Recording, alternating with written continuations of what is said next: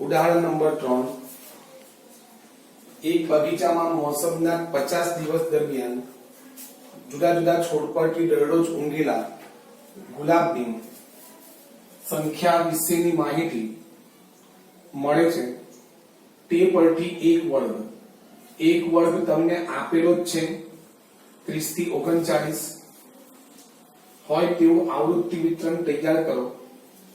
તો તમારે જે વર્ગ આપેલો છે તેને ધ્યાનમાં રાખીને બીજા બધા વર્ગો તૈયાર કરવાના છે। બીજી તો ખાસ બાબત એ ધ્યાનમાં રાખવી કે આપણે જ્યારે રકમ વાંચીએ ત્યારે ચલ કયા પ્રકારનો છે તે પણ સમજ પડી જ જવી જોઈએ। દાખલામાં તમને ગુલાબની સંખ્યાની વાત કરી છે। હવે ગુલાબની સંખ્યા એના માટે કોઈ એકમ જરૂરી નથી, તો તે અસતત પ્રકારનો ચલ ગણી શકાય। અને જો આપણે વર્ગની વાત કરીએ તો વર્ગ 30 થી 39 છે, તો તેનો નેક્સ્ટ વર્ગ એટલે કે એના પછી જે આપણે વર્ગ બનાવવાનો છે તો તે વર્ગ 40 થી શરૂ કરવો પડે। એટલે કે મેં તમને અગાઉ પણ સમજાવેલું છે કે જ્યારે પ્રથમ વર્ગની ઉપલી સીમા અને એના પછી જે વર્ગ આવતો હોય તેની નીચલી સીમા અલગ અલગ હોય તો ત્યારે વર્ગના આવા પ્રકારને અનિવાર્ય પ્રકારની વર્ગ તરીકે ઓળખાવાય। બરાબર છે? તો આપણે એક વસ્તુ ક્લિયર થઈ ગઈ કે આપણે જે વર્ગ તૈયાર કરવાના છે તો તે વર્ગ અનિવાર્ય પ્રકારના વર્ગ છે। તમને જે ચલ આપેલો છે તો એ ચલ અસતત પ્રકારનો ચલ છે, પણ આપણે આગળની માહિતી માટે વિસ્તાર ખૂબ જ અગત્યનો છે। મેં તમને એ પણ સમજાવેલું છે કે જો વિસ્તાર મોટો હોય તો તમારે સતત આવૃત્તિ વિતરણ, બરાબર, તમને જે આવૃત્તિ વિતરણ તૈયાર કરશો કે જેમાં તમે વર્ગ બનાવવાના છો તે કેવા પ્રકારનો વર્ગ થશે? સતત। હવે જો વિસ્તારની આપણે વાત કરીએ તો વિસ્તારમાં મોટામાં મોટી કિંમત 99 છે અને નાનામાં નાની કિંમત 17 છે, તો 99 - 17 કરતા તમને જે કિંમત મળશે એ કિંમત મળશે 82। બરાબર છે? તમે જોઈ શકો છો કે વિસ્તાર ખૂબ જ મોટો છે, વધારે છે, તો તેવા સંજોગોમાં આપણે જે વર્ગ લંબાઈ એટલે કે આપણે જે વર્ગ બનાવવાના છે તો તે સતત પ્રકારના વર્ગ થશે। એટલે મેં અહીંયા લખેલું છે કે આપણો જે આવૃત્તિ વિતરણનો જે પ્રકાર છે એ અનિવાર્ય સતત પ્રકારનું આવૃત્તિ વિતરણ છે અને હેડિંગ લખવું જરૂરી છે। તો મેં અહીંયા આખું કમ્પ્લીટ હેડિંગ લખેલું છે।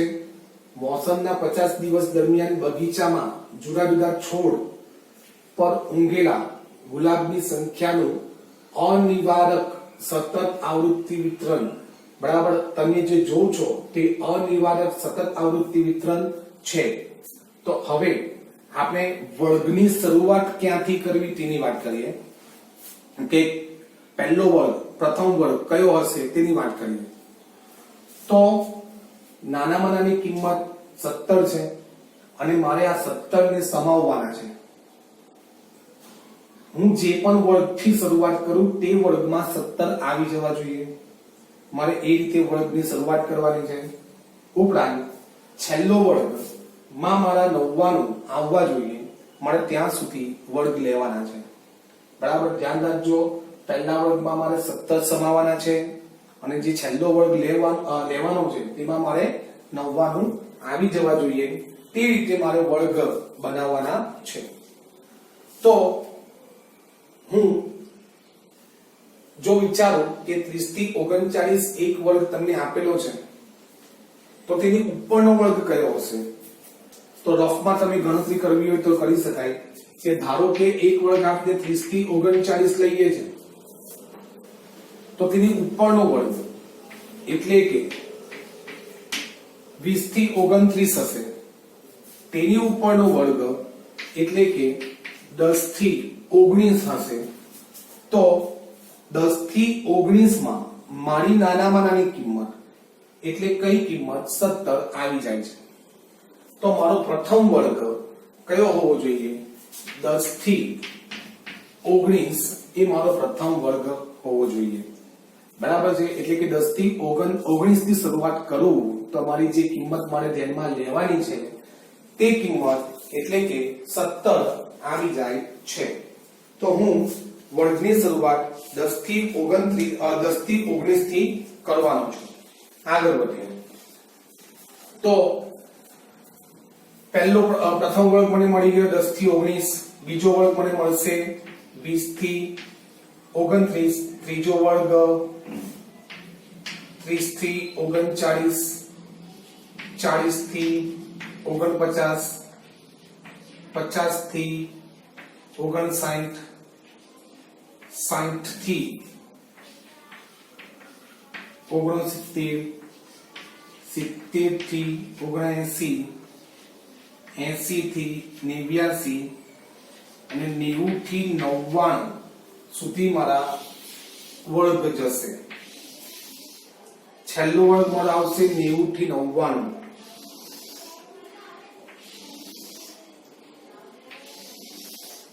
તો વર્ગો તૈયાર થઈ ગયા છે. હવે મારે કિંમત એટલે કે આવૃત્તિ ચિહ્ન મૂકવાના છે. તો જોઈએ, મેં તમને એના માટે પણ સમજાવેલું છે કે આપણે કેવી રીતે કિંમતો ધ્યાનમાં લેવાની છે. પહેલી કિંમત છે મારી 34. 34 ને છીકી નાખો. 34 કેમાં સમાશે? તો 30 થી 39 માં 34 સમાશે. તો તેની સામે એક લીટી, એક કાપો પાડવો. પછી છે 26. તો 26 કેમાં સમાશે? તો 20 થી 29 માં આવશે 26. ત્યાર પછી 45. તો 45 એટલે 40 થી 49 માં આવશે 45. આ રીતે સ્ટાર્ટ. હવે આ રીતે પહેલા બધા વર્ગો એટલે કે બધા આવૃત્તિ ચિહ્ન મૂકી દેવા અને પછી આવૃત્તિ આપણે લખવાની છે. તો ચલો આવૃત્તિ ચિહ્ન મૂકતા જાઓ.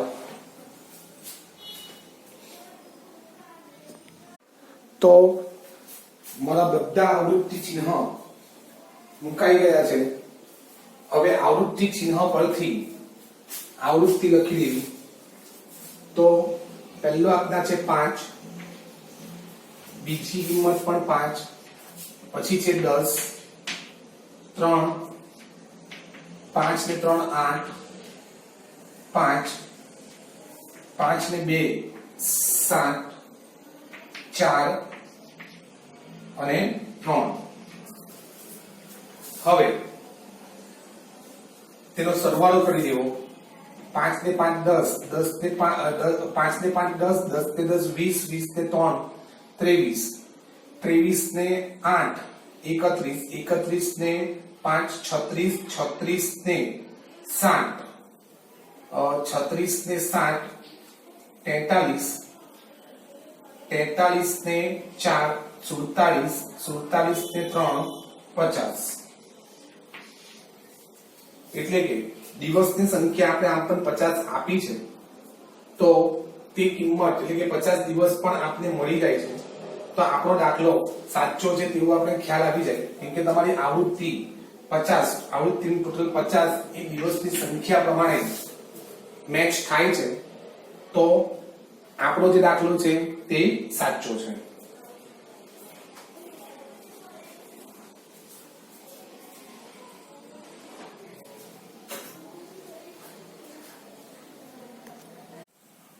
ઉદાહરણ નંબર 4. તો ઉદાહરણ નંબર 3 માં આપણે જે અનિવારક પ્રકારનું આવૃત્તિ વિતરણ આપણે મેળવેલું છે તે અનિવારક પ્રકારના આવૃત્તિ વિતરણને નંબર 1 નિવારક આવૃત્તિ વિતરણમાં ફેરવવાનું છે અને નંબર 2 મધ્ય કિંમત મેળવવાની છે, મધ્ય કિંમત દર્શાવવાની છે. અનિવારક પ્રકારના વર્ગ એટલે શું તેના વિશે મેં તમને અગાઉ સમજૂતી આપી છે, તેની ચર્ચા કરી છે. કયા વર્ગને અનિવારક પ્રકારના વર્ગ કહેવાય તેની વાત આપણે આગળ કરી છે. તો ઉદાહરણ નંબર 3 માં જે વર્ગ આપણે મેળવેલા છે તે વર્ગ મેં લખેલા છે, તેની આવૃત્તિ લખેલી છે. આપણે આવૃત્તિમાં કોઈ ફેરફાર નથી કરવાનો. મારે જે વર્ગ આપણે મેળવેલા છે તે વર્ગને નિવારક વર્ગમાં ફેરવવાના છે. તો તેના માટેનો કોન્સેપ્ટ શું છે? તો તમે જોઈ શકો છો કે પ્રથમ વર્ગમાં ઉપલી જે સીમા છે એ 19 છે અને બીજા વર્ગની નીચલી સીમા છે 20. એટલે જો 20 - 19 કરીએ તો 1 નો તફાવત આવે. આપણે જે 19 માં અહીંયા પૂરું કર્યું પહેલો વર્ગ, તો આપણે બીજા વર્ગ આપણે શરૂ કર્યો છે 20 થી. તેનો મતલબ કે આ બંને વચ્ચેનો ડિફરન્સ 1 છે જે મારે દૂર કરવાનો છે. તો તે દૂર કરવા માટે આ 1 ના તફાવતને મારે બે સીમાઓ વચ્ચે વેચવાનો છે. એટલે કે નીચલી સીમા અને ઉપલી સીમા વચ્ચે આ 1 ના તફાવતને વેચવાનો છે. તો બે સીમા વચ્ચે વેચવાનો છે, તેથી મારે ભાગ્યા 2 કરવા. જે તફાવત નીકળ્યો એના ભાગ્યા કેટલા કરવાના છે? 2. અને તે 2 ભાગ્યા 2 કરતા તમને કિંમત મળશે 0.5. તો 0.5 ને નીચલી સીમામાંથી માઈનસ કરવી અને ઉપલી સીમામાં પ્લસ કરતા આ તફાવત દૂર થઈ જશે. પાછું બોલું છું, એની નોંધ પણ તમને લખાવી દેવા. તો પ્રથમ વર્ગની ઉપલી સીમા અને બીજા વર્ગની નીચલી સીમાના તફાવતને 2 વડે ભાગી પ્રથમ વર્ગની નીચલી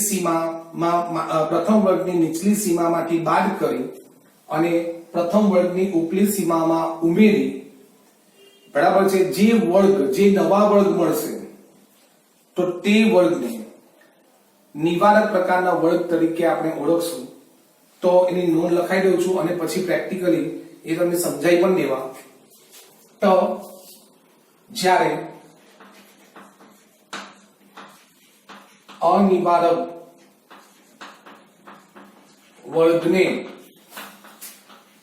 નિવારક વર્ગમાં રૂપાંતર કરવાનું હોય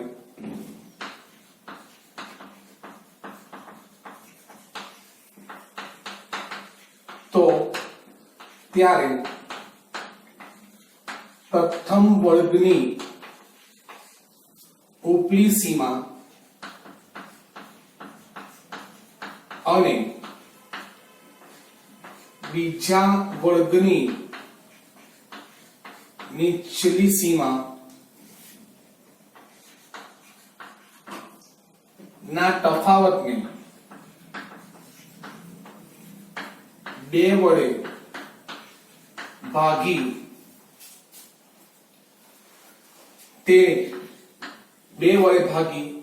જે જવાબ આવે અથવા તો જે કિંમત આવે, અથવા જે કિંમત આવે તેને પ્રથમ વર્ગની નીચલી સીમામાંથી બાદ કરવું અને ઉપલી સીમામાં ઉમેરવું.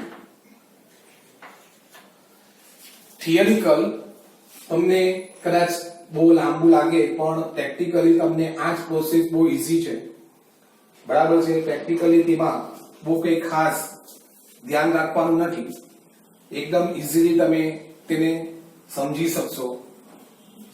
જો બીજા વર્ગની સીમા એટલે કે નીચલી સીમા અને પ્રથમ વર્ગની ઉપલી સીમા વચ્ચેનો તફાવત 1 છે, જેને 2 વડે ભાગું છું, તો કિંમત મળે છે 0.5. કેટલી કિંમત મળશે મને? 0.5, જેને પ્રથમ વર્ગમાં એટલે કે 10 -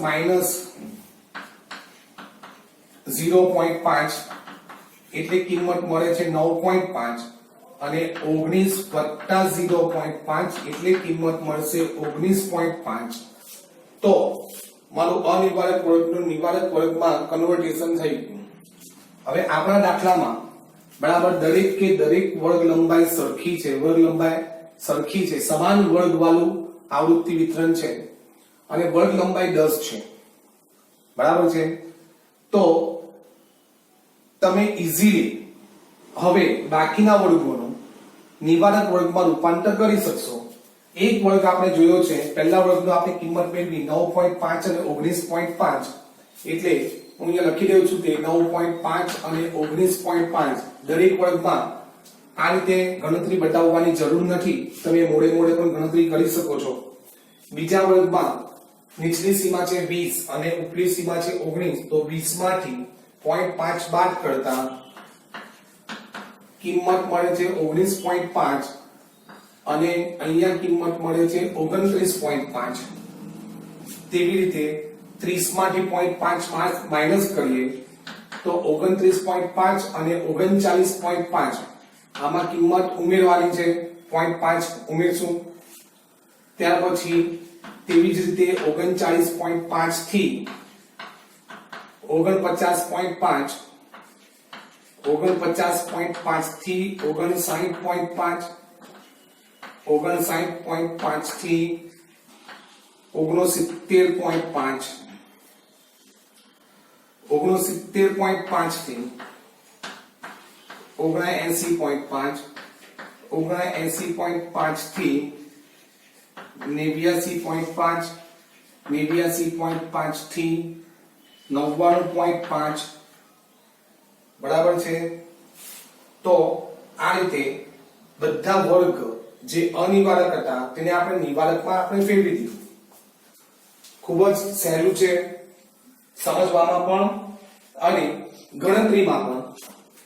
તો ત્યાર પછી બીજી જે કિંમત આપણે મેળવવાની છે મધ્ય કિંમત. મધ્ય કિંમત માટેનું મેં સૂત્ર લખેલું છે કે મધ્ય કિંમત બરાબર નીચલી સીમા વત્તા ઉપલી સીમા ભાગ્યા 2. નીચલી સીમા વત્તા ઉપલી સીમા ભાગ્યા 2. તો નીચલી સીમા આપણા 10 છે અને 19, ઉપલી સીમા ભાગ્યા 2. ચોપડીમાં તમને ઉપલી સીમા વત્તા નીચલી સીમા એવું કહ્યું છે, બરાબર છે. પણ મેં આપણી સરળતા માટે સૂત્રમાં નીચલી સીમા વત્તા ઉપલી સીમા લીધું છે, એટલે ગભરાવાની જરૂર નથી. સૂત્ર ખોટું નથી, સૂત્ર બરાબર જ છે, બરાબર છે. એટલે ચોપડીમાં સૂત્ર અલગ દેખાય, મેં સૂત્ર અલગ લખેલું છે, તો તે જોઈને ગભરાવાની જરૂર નથી. હવે કિંમત મેળવતા પહેલા બધા વર્ગ માટે હું કિંમત મૂકી દઉં છું અને પછી કિંમત કેવી રીતે મેળવાય તે બતાવું છું. 20 વત્તા 29 ભાગ્યા 2, 30 વત્તા 39 ભાગ્યા 2, 40 વત્તા 49 ભાગ્યા 2, 50 વત્તા 59 ભાગ્યા 2, 60 વત્તા 69 ભાગ્યા 2, પછી 70 વત્તા 69 ભાગ્યા 2, 80 વત્તા 89 ભાગ્યા 2, 90 પ્લસ 99 ભાગ્યા 2. તો બસ હવે કિંમત તમારે મેળવવાની છે. પહેલાની કિંમત છે 10 વત્તા 19, 10 વત્તા 19 એટલે 29 અને 29 ભાગ્યા 2 કરશું તો તમને કિંમત મળશે 14.5, બરાબર છે. કિંમત મળશે 14.5. તો હવે ધ્યાન રાખો કે તમે ધારો તો બધામાં પ્લસ કરીને ભાગાકાર કરી શકો છો, પણ તેમાં સમય વધારે લાગે. તો ધ્યાન રાખવાનું કે જ્યારે વર્ગ લંબાઈ સરખી હોય, બરાબર છે, તો ત્યારે તમે જે વર્ગ લંબાઈ છે એ તમે જે પ્રથમ વર્ગની મધ્ય કિંમત મેળવેલી છે તેમાં પ્લસ કર્યા કરો તો બાકીના વર્ગની મધ્ય કિંમત પણ તમને મળી જશે. હવે વર્ગ લંબાઈ કેટલી છે તો ધ્યાન રાખજો, વર્ગ લંબાઈ નિવારક વર્ગ પરથી મેળવો તો વધારે સારું છે. અનિવારક વર્ગ પરથી પણ વર્ગ લંબાઈ મેળવાય, પણ અનિવારક વર્ગ પરથી તમે જે વર્ગ લંબાઈ મેળવો છો તો એમાંથી પેલો ડિફરન્સ આપણો 1 નો હતો, તે 1 નો ડિફરન્સ ઉમેરવો પડે. તમે જો 19 માઈનસ 10 કરીશું તો વર્ગ લંબાઈ તમને 9 લાગશે, બરાબર છે. જ્યારે અનિવારક વર્ગમાંથી આપણે મેળવીએ ત્યારની વાત કરું છું, પણ જો નિવારક વર્ગની આપણે વાત કરીએ તો 19.5 માઈનસ 9.5 કરીએ તો વર્ગ લંબાઈ થશે 10, બરાબર છે. એટલે આપણે વર્ગ લંબાઈ 10 જ છે અને ધ્યાન રાખજો કે વર્ગ લંબાઈ નિવારક વર્ગમાંથી મેળવવાનો આગ્રહ રાખો. ઘણી વખત અનિવારકમાંથી તમે વર્ગ લંબાઈ મેળવો છો અને પેલો જે ડિફરન્સની રકમ છે 1 તે પ્લસ કરવાની રહી જાય તો ભૂલ થાય છે. તો આપણી વર્ગ લંબાઈ કેટલી થઈ? 10. હવે હું ફક્ત ને ફક્ત આ વર્ગ લંબાઈ ઉમેરતો જવા તો મને બાકીના વર્ગની મધ્ય કિંમત પણ મળી જશે. એટલે 14.5 વત્તા 10 24.5 પ્લસ 10 કરું 34.5 એવી રીતે 44.5 54.5 64.5 74.5 84.5 અને 94.5 આમ બધા જ વર્ગની મારી મધ્ય કિંમત મળી જાય છે.